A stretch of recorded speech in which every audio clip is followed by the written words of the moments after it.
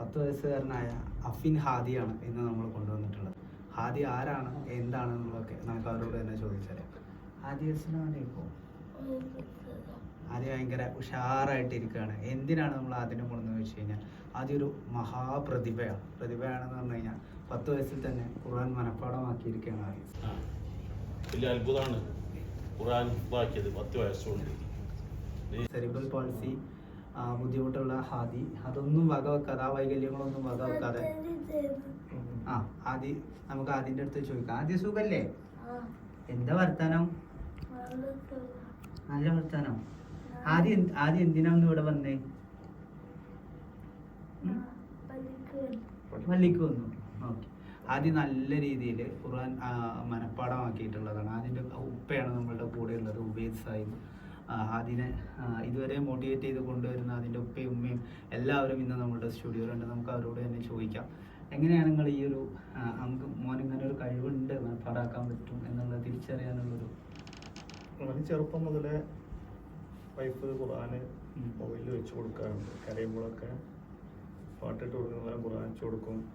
ചെറുപ്പം ഒരു 6 വയസ്സാകുമ്പോൾ തന്നെ അവനെ ചില സുഹൃത്തുക്കളും കാര്യങ്ങളൊക്കെ നമ്മൾ നിത്യം ചില സുഹൃത്തുക്കളൊക്കെ അവനെ കാണാതെ അറിയും. പിന്നെ ഇതുപോലെ 2-3 വർഷം മുന്നേ റമദാനാണ് ഖത്തം കംപ്ലീറ്റ് ചെയ്യുമ്പോൾ ഇപ്പോൾ നമ്മളവിടെ ഓതി വെച്ചതെന്ന് വെച്ചാൽ അടുത്ത ആയത്ത് പിന്നെ അവന് ഓതും. നമുക്ക് മനസ്സിലായി ഏത് സുഹൃത്തുനിന്നും മോന് ഓതാൻ പറ്റുന്നുണ്ട്. അപ്പോൾ ഏകദേശം ഇഫ്ലായിക്കണം. അപ്പോഴാണ് നമുക്ക് മനസ്സിലാവണത്. ശരിക്കും അത്ഭുതമാണ്. കാരണം വേറൊരു സാധാരണ നമ്മള് മദ്രസിലോ വേണ്ടിയിട്ട് പല ട്രെയിനിങ്ങും നിരന്തരമായ പരിശീലനമൊക്കെ ഉണ്ടാകുമ്പോഴാണ് ശരിക്കും പഠിച്ചവന്റെ ഒരു അനുഗ്രഹം വല്ലാതെ സ്പർശിച്ചിട്ടുള്ള മോനാണ് ഹാദി. ഓതുന്നത് നമ്മൾ ഏതെങ്കിലും ഖുർആന്റെ ആയത്തുകൾ പറഞ്ഞു കഴിഞ്ഞാൽ അതിന്റെ ബാക്കി ആദ്യം ഓതും. അതുപോലെ തന്നെ ആദ്യം പരിശീലിച്ച മൊബൈൽ ആപ്ലിക്കേഷനിൽ നമ്മൾ അതിൻ്റെ ഇതിലൊരു ആ കാര്യത്തിൻ്റെ ഒരു ഫാത്തിഹ കേട്ട് കഴിഞ്ഞാൽ അത് ഏത് സൂറത്താണ് എന്നുള്ളതാണ് ഹാദി പറയാം. നമുക്ക് ആ രീതിയിലൊക്കെ ആദ്യം നമുക്ക് പറഞ്ഞുതരും. ആദ്യം നമുക്ക് ഓതി തരുമോ? ആദ്യം ഓതിക്കോളൂ.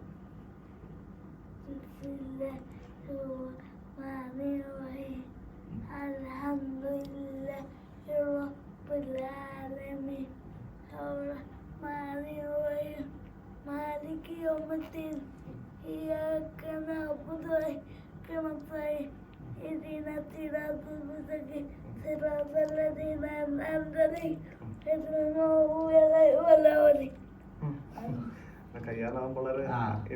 ആദ്യം ഭയങ്കര ആക്റ്റീവായിട്ടാണ്, നമുക്ക് ഇവിടുന്ന് കാണുമ്പോൾ തന്നെ മനസ്സിലാവും. ആദ്യം വളരെ ആക്റ്റീവായിട്ടാണ് ഖുർആൻ ഓതുന്നത്. നമുക്കത് നോക്കാം. ആദ്യം പ്രാക്ടീസ് ചെയ്തൊരു ആപ്പ് ഉണ്ട്. സ്പെഷ്യൽ സ്കൂള് അവിടെ വീക്കെൻഡിലാണ് തെറാപ്പി കാര്യങ്ങളൊക്കെ 5 വർഷമായിട്ട് അവിടെ ഉള്ളത്. 5 വർഷമായിട്ട് അവിടെ തന്നെയാണ്. ഖുർആനായിട്ട് ബന്ധപ്പെട്ട നമ്മളൊരു ട്രെയിനിങ്സും കാര്യങ്ങളൊന്നും കൊടുത്തിട്ടില്ല. ശരിക്കും അത്ഭുതം തന്നെയാണ്. കാരണം നമ്മള് എങ്ങനെയാണ് ഒരാള് ഖുർആൻ പഠിക്കുക എന്നുള്ളത് നമുക്കറിയാം. അപ്പം അതിൽ നിന്ന് മാറിയിട്ട് ഇത് പഠിച്ചവന്റെ ഒരു പ്രത്യേക ഒരു കഴിവാണ്. പഠിച്ചവൻ അനുഗ്രഹിച്ചിട്ടുള്ള മോനാണ് നമ്മുടെ അടുത്തിരിക്കുന്നത്. നമുക്ക് നോക്കാം ഹാദി എങ്ങനെയാണ് ഓതുന്നത്. നമ്മൾ ഏത് സൂറത്തിന്റെയും ബിസ്മി കേട്ട് കഴിഞ്ഞാൽ അത് ഏത് സൂറത്താണ് എന്നുള്ളത് ഹാദി പറയും. നമുക്ക് നോക്കാം. ഏതെങ്കിലും ഒരു സൂറത്തിന്റെ ഒരു ബിസ്മി പ്ലേ ചെയ്താൽ അത് ഏത് സൂറത്താണ് എന്നുള്ളത് ഹാദി പറയും.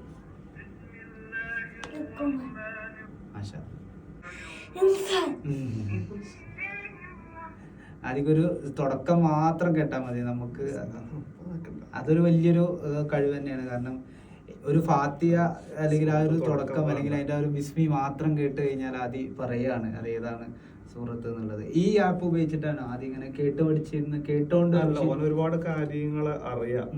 സുദേശി ഓരോരുത്തത് മാറ്റി മാറ്റി ഇടാൻ പറയും. കേൾക്കുമ്പോ അത് മാറ്റാൻ വേണ്ടിട്ടൊക്കെ പറയും. പക്ഷെ പഠിച്ചത് ഇത് വെച്ചിട്ടാണ്. ഇതിലാണ് വിസ്മി കേൾക്കുമ്പോ ഈ ആപ്പിലാണ്. അന്ന് മുതലേ ഖുർആൻ ഒരു ഇഷ്ടമായിട്ട് പറയും. ഖുർആൻ ഇട്ടുമ്പോ അസുഖമൊക്കെ ആയി കഴിഞ്ഞാൽ രാത്രിയൊക്കെ ഉണർന്നു കഴിഞ്ഞാല് ഖുർആൻ ഇട്ടെന്നാ മതി മാറും പറയും. വിട്ടുകൊടുത്താല് കരയാതെ നിൽക്കും. ഖുർആൻ നല്ല ഇഷ്ടമാണ് ആദ്യം മുതലേ. ഖുർആനാണോ നല്ല ഇഷ്ടം? ഏറ്റവും ഇഷ്ടമുള്ള സൂറത്ത് ഏതാ ഹാദി? ഫാത്തിഹ. പിന്നെ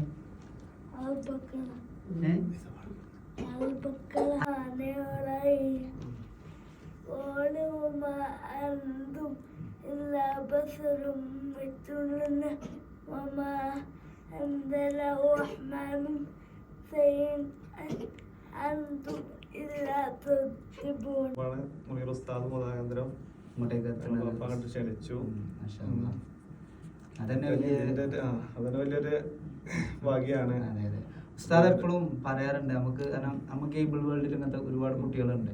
ഉസ്താദ് പറയാറുണ്ട് ഒരു സ്പെഷ്യൽ കുട്ടികളല്ല, അല്ലെങ്കിൽ ഡിസേബിൾഡ് അല്ല, പീപ്പിൾ ഓഫ് ഡിറ്റർമിനേഷൻ എന്നുള്ളതാണ് ഉസ്താദ് പറയാറുള്ളത്. കാരണം മനക്കരുത്തിന്റെ ആൾക്കാരാണെന്നാണ് പറയുന്നത്. കാരണം അത് തെളിയിക്കുന്ന ആളാണ് ശരിക്കും ആദ്യമൊക്കെ. കാരണം നമ്മളൊന്നും അല്ല, അല്ലെങ്കിൽ എല്ലാ കഴിവും ഉണ്ടായിട്ട് നമുക്ക് ചെയ്യാൻ പറ്റാത്തതിന്റെ 100 ഇരട്ടി സാധനമാണ് ഹാദി ചെയ്യണത് എന്ന് പറഞ്ഞു കഴിഞ്ഞാൽ വളരെയധികം സന്തോഷമാണ്. ഹാദിന്റെ അടുത്ത് ഇരിക്കാൻ പറ്റണ തന്നെ നമുക്ക് വലിയൊരു ഭാഗ്യമായിട്ടാണ് നമ്മൾ കരുതുന്നത്. ഹാദി കുറേ ആൾക്കാർ ഹാദിന്റെ വീഡിയോയിൽ കണ്ടുകൊണ്ടിരിക്കുകയാണ്. അപ്പൊ ആദ്യം ഓരോട് എന്താ പറയണ്ടോ? എന്താ പറയാ?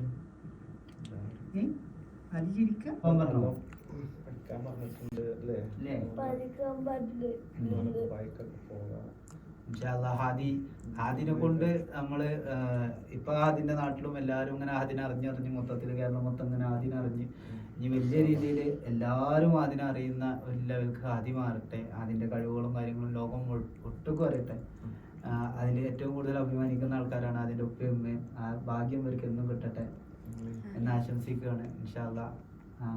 ഹാദി നമ്മൾ നിർത്താം എന്നാ സലാം പറഞ്ഞ.